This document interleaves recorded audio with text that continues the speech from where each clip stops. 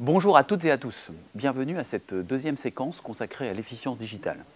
Aujourd'hui, Jean Sevagène et Stéphane Lauré de l'Académie industrielle vont nous parler de vidéo immersive. Ils vont nous expliquer comment, grâce à la start-up Uptail, ils ont réussi à développer des supports de formation innovants, des vidéos interactives que l'on utilise avec des casques de réalité virtuelle.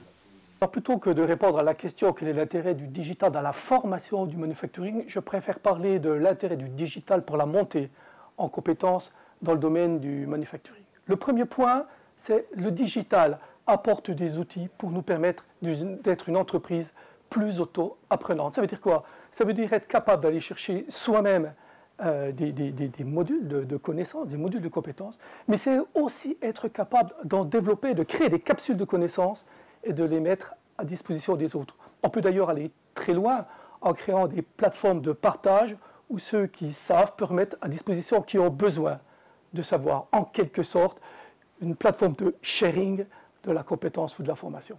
Le deuxième apport du digital est de permettre un pouvoir pédagogique renforcé. Et là, je citerai un exemple, c'est l'immersif. Aujourd'hui, c'est une réalité.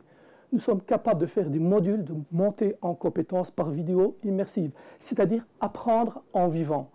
Et demain, nous allons pouvoir profiter pleinement de la continuité numérique pour développer ce type d'apprentissage.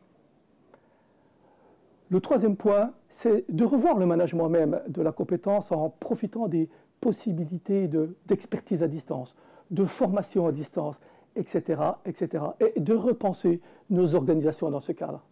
Alors nous avons un exemple concret que nous avons utilisé pour faire des formations immersives. Il s'agit de la solution Uptail. C'est une solution qui permet de filmer dans un environnement 360 des postes de travail ou des environnements. Et à l'intérieur de ce fichier-là, on est en capacité de rajouter des interactions, des textes, des images, des vidéos, pour rendre tout ça extrêmement vivant.